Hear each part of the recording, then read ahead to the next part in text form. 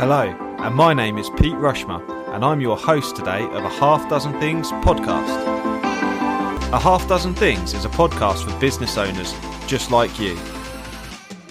Whether you're an underdog hungry for success, or you're already smashing it but want to continue to level up, we are here each week for you to get insight and learning from the very best in the business. No fluff, no BS, and no self-proclaimed gurus talking about how easy business or life is. Hello and welcome to today's podcast on Is ISO 9001 really worth it? So the reason I asked this question is that Flagship Partners have just been through our reaccreditation process. We're now into our third year of ISO 9001 certification accreditation in the organization. And there's been some investment. So I always like to reality check is what I've got into the thing I wanted to get into, and is it demonstrating a return on investment for us? Because there's no point just cracking on doing it and blindly doing it without sort of really reflecting on whether it's worthwhile. So I thought I would reflect on it as part of this podcast episode and share with you, particularly as more and more of our clients are interested in ISO 9001, which is something Flagship Partners are able to help support our clients with. 9001, which is about quality management, 14001, which is about environmental, and 45001, which is health and safety. Now, Flagship ourselves, we don't have 14,000 and 45,001 because we're a relatively small business and we don't really have the customer demand for it. So I'm going to come on later on to what the key questions are in conclusion. But in conclusion, I decided that the other two were not necessarily necessary because we had no real customer requirement for those. Now, ISO 9001 is a quality standard, and the reason we got into it in the outset was because we wanted to be able to offer DVSA earned recognition audits, and that was a prerequisite to be able to offer DVSA earned recognition audits. So no ISO 9001, no approved auditor qualification. So it was important for us to get it to be able to then offer that.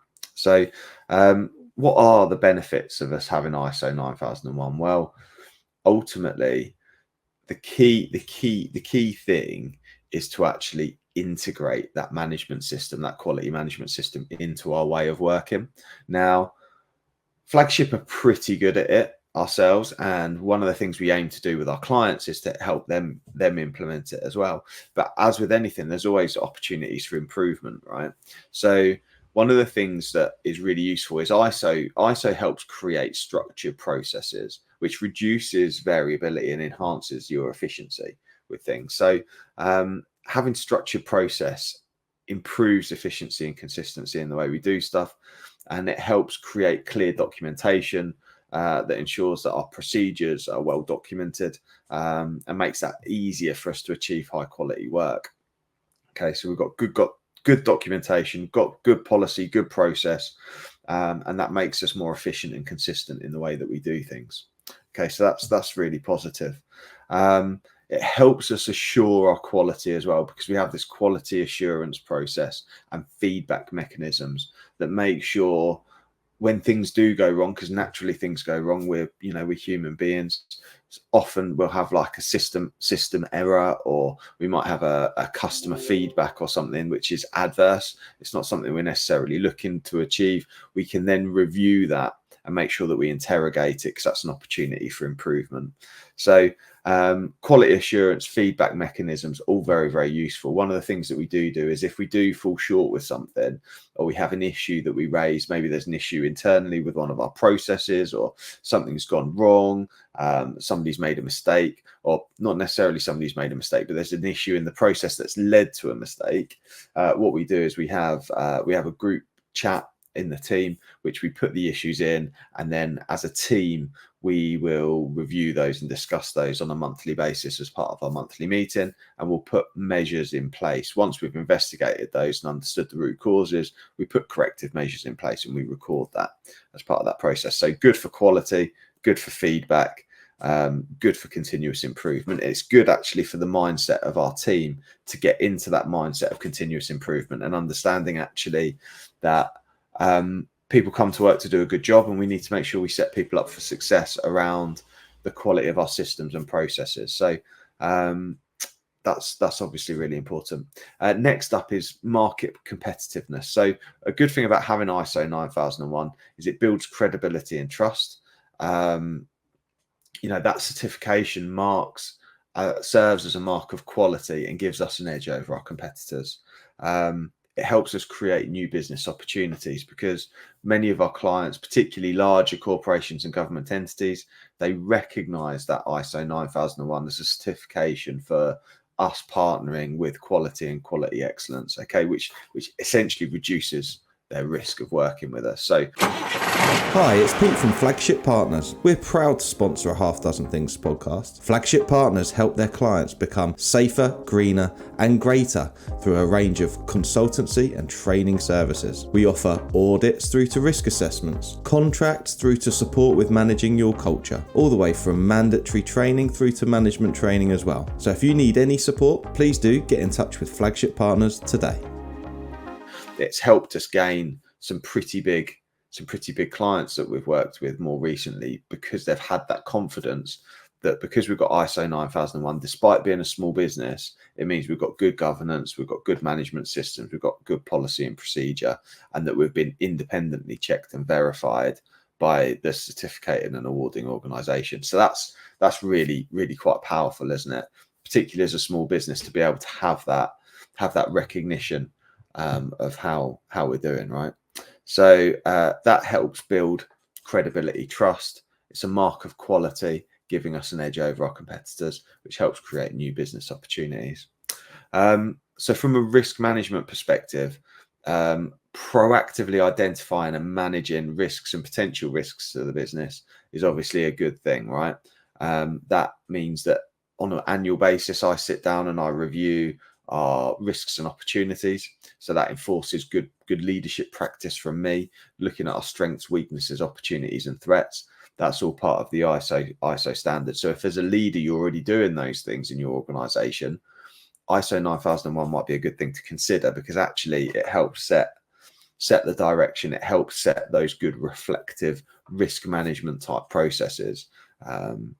So overall, it helps reduce and minimize mistakes and the associated costs involved with mistakes, because by addressing proactively issues and proactively resolving those, that will reduce errors as well.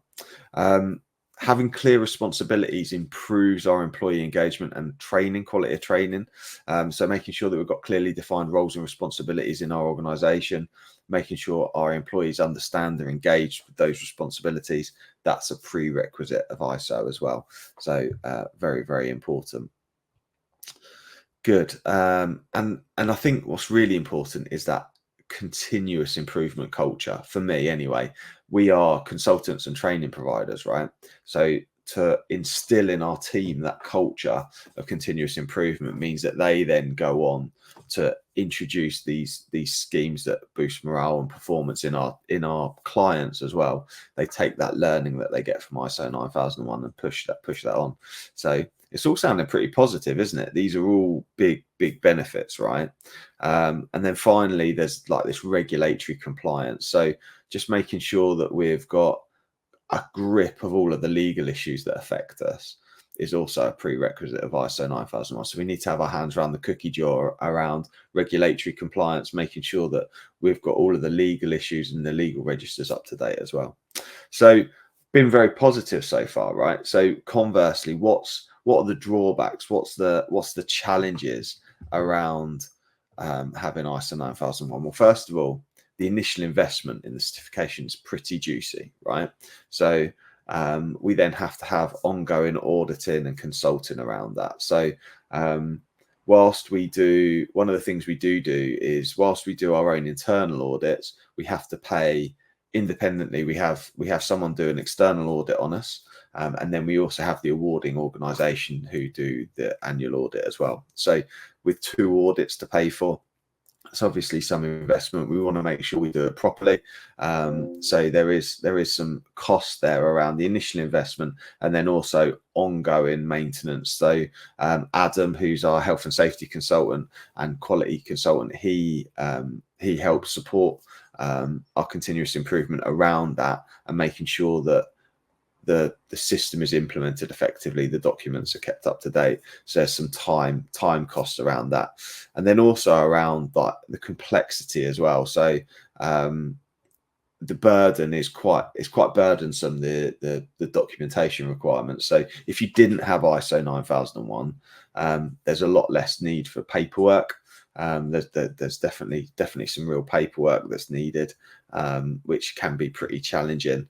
And particularly in a small business, one of the things is around this adaptability and restrictiveness. So ISO requires you to sort of follow process and procedure, which can be particularly restrictive sometimes for small businesses, and they might find that a bit challenging. But overall, I think if I'm going to evaluate if ISO 9001 is worth it for Flagship, customer requirements. Do our clients require or prefer us to have ISO 9001 certification? And my answer to that is yes. Okay, so my customers prefer it. We're more likely to attract and retain the right types of clients because they're looking at quality standards, which sets us aside. Have I got the resources available financially and from a people perspective to implement and maintain the certification? Well, I think as a training and consultancy provider in the expert services sector, excuse me one moment whilst I grab some water, I think it's well aligned with our overall culture and our mission, and making sure that we deliver outstanding products and services to our clients. So absolutely, we've got the resources available. It aligns with our other business outcomes and our goals overall of improving growth, positioning, efficiency. All of those things are obviously really vital to us as an organization as well. So overall, in my opinion, ISO 9001 really is worth it. Have you got it for your business? And if you have, do you need some support from some expert consultants? If you haven't got it, is it something you're interested in achieving? It can be quite tricky to get your team members involved with doing it. So why not think about having external consultants help you support? We've got all of the documentation and support things that we can offer you to help support with it. So if that's of interest, please do let us know. Yeah, Flagship walking the walk, renewed ISO 9001 for a third year, and looking forward to carrying out more ISO support for our clients, but also DVSA and recognition auditing and standards for our clients, which was the reason we got it in the first place. So thank you very much, and I'll see you on the next one. I really hope you loved today's episode, and if you did, please make sure you subscribe and listen out for future episodes too. Please do share it across your social media channels. We hope to reach more and help more people. If you want to find out more about me, my name's Pete Rushmer. You'll find me across any social media channel, and my business, Flagship Partners, and we're your partners in success across your business. Thank you. See you again soon.